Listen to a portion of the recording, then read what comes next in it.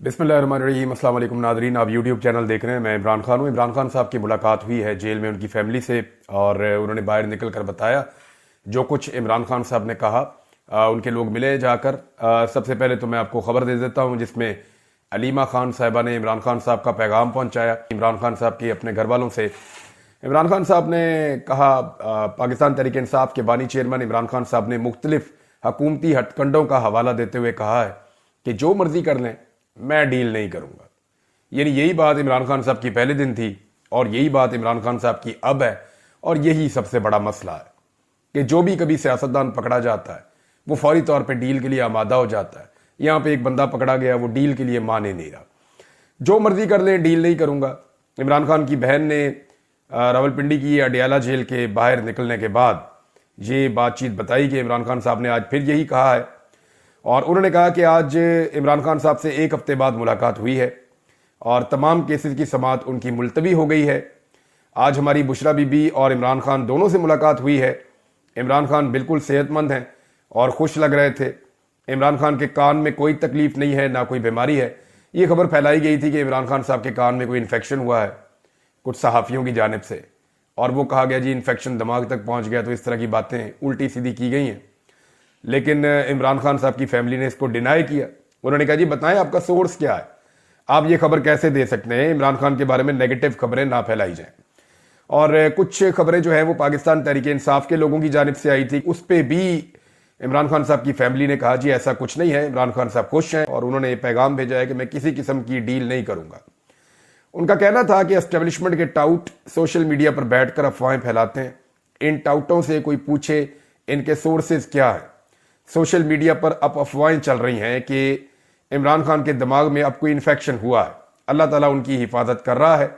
अलीमा खान ने कहा कि इमरान खान के ज़ाती मुआलिज को उनसे मुलाकात नहीं करवा रहे, ये प्रॉब्लम है, और बच्चों से भी बात नहीं करवाई जा रही।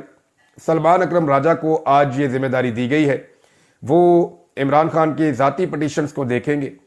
अलकादर केस का फैसला भी ज़्यादा से ज़्यादा एक हफ्ते में हो सकता है। यानी वो ये कह रही थी कि अलकादर वाला केस जो है वो अगर लग जाए अदालत में तो एक हफ्ते में वकला कह रहे हैं जी उसका फैसला हो जाएगा, इमरान खान साहब की जमानत हो जाएगी। और फिर वो ये कहती हैं कि ज्यादा से ज्यादा 3 हफ्ते के अंदर ये केस ही खत्म हो जाएगा।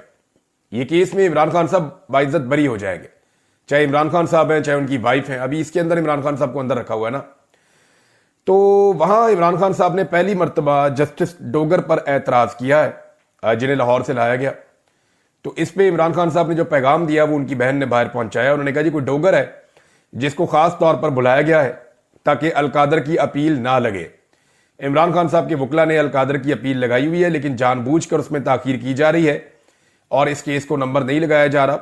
और जो कायम मकाम चीफ जस्टिस हैं जस्टिस डोगर साहब, उनके बारे में कह रहे हैं जी कोई डोगर है जिसको बुलाया गया खास तौर पर ताकि अलकादर की अपील ना लगे।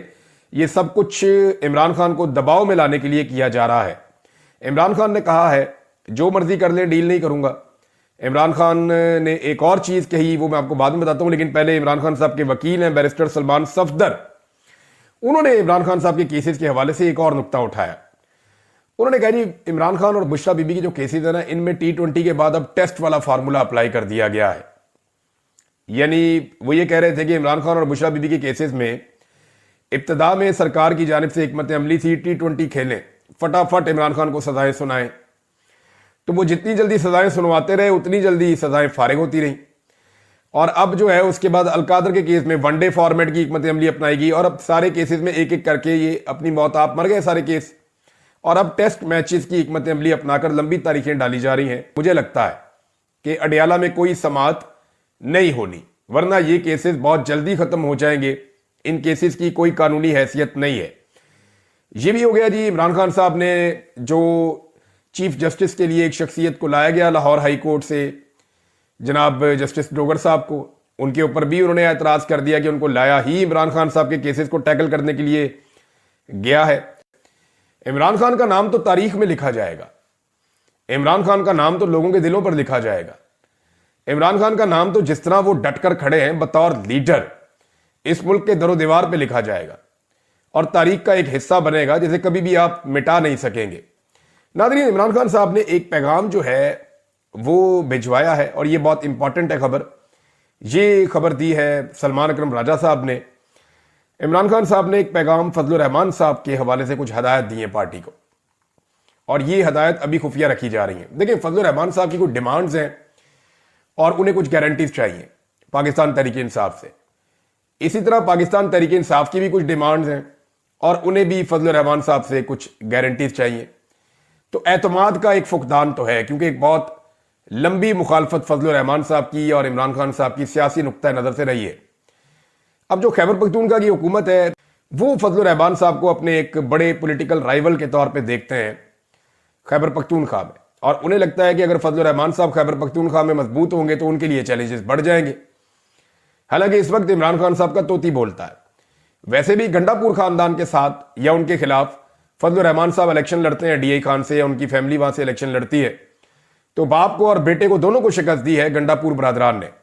वो पहले भी दी है, आइंदा भी दे सकते हैं, लेकिन उन्हें ये खदशात भी हैं कि अगर इमरान खान साहब ने कुछ मफामत कर ली फजलुर रहमान साहब से तो उसका नुकसान कहीं गंडापुर फैमिली को ना हो जाए। बहरहाल कुछ हदायत हैं जो सलमान अकरम राजा साहब को इमरान खान साहब ने दिए हैं फजलुर रहमान साहब से हवाले से। आने वाले दिनों में ये चीज़ें सामने आ जाएंगी जब डेवलपमेंट्स आप देख रहे होंगे। फिर सलमान अकरम राजा साहब ने कहा कि उन्होंने कहा, खान साहब ने वजाहत से कहा है कि जो लीडरशिप पर हमला होता है वो भगौड़े करते हैं, वो अवाम में अपनी जगह बनाने के लिए ऐसा करते हैं जो लीडरशिप के ऊपर अटैक करते हैं। जैसे कि मरवत साहब अटैक कर रहे थे राजा साहब पे, एक्चुअली उनका इशारा उसी तरफ है। उन्होंने कहा कि कुछ लोगों ने वकालत के जरिए अपना सियासी कद बढ़ाने की कोशिश की, जिसको खान साहब जिम्मेदारी दें, उसको सियासत करनी चाहिए। और नियाजुल्लाह नियाजी साहब को इमरान खान साहब का स्पोक्स पर्सन मुकर्रर किया गया, जबकि बुशरा बीबी के भी स्पोक्स पर्सन बदल दिए गए, नए स्पोक्स पर्सन जो है वो मुकर्रर कर दिए गए हैं। इमरान खान ने कहा कि सारी कौम को पता है कि आसिम मुनीर मुल्क चला रहे हैं। जनरल आसिम मुनीर की तकर्री से पहले आरिफ अलवी के जरिए पैगाम भेजा था कि हम तुम्हारी मुखालफत में नहीं है। मैंने आरिफ अलवी के जरिए आसिम मुनीर साहब को टेलीफोन करवाया था कि मुझे उसके लंदन प्लान के बारे में मालूम है। अली जैदी राब्ते में था, इसके जरिए भी पैगाम दिया था कि न्यूट्रल रहें और मुल्क को चलने दें। हमें कहा गया कि फिक्र ना करें, वो न्यूट्रल रहेंगे। मैं किसी की गुलामी कबूल नहीं करता, गुलामी से बेहतर मौत है। सहाफ़ी ने सवाल किया कि क्या आपको जस्टिस फायज ईसा से इंसाफ की उम्मीद है। इस पर इमरान खान कुछ देर खामोश रहे और बोले, कौम सब कुछ देख रही है, मैं इस पर कोई राय देना नहीं चाहता। आज मुल्क बदल चुका है और लोगों में शऊर आ चुका है। हमें गद्दार बनाया गया, 9 मई में फंसाया गया, लेकिन कौम ने 8 फरवरी को बता दिया कि वो कहां खड़ी है। इमरान खान ने कहा कि कई जजेस, Mohsin Naqvi chief election commissioner और निगरान हुकूमत लंदन प्लान का हिस्सा थे। मैंने कभी फौज से लड़ाई नहीं की। हाँ, जनरल बाजवा ने हमारी पीठ में छुरा घोंपा। मैं जनरल बाजवा को डी नोटिफाई कर सकता था, लेकिन मैंने नहीं किया। हमने इस सब के बावजूद भी जनरल बाजवा से मुलाकात के लिए कमेटी बनाई। इमरान खान ने कहा कि सिर्फ सिपह सालार फौज नहीं होता, वो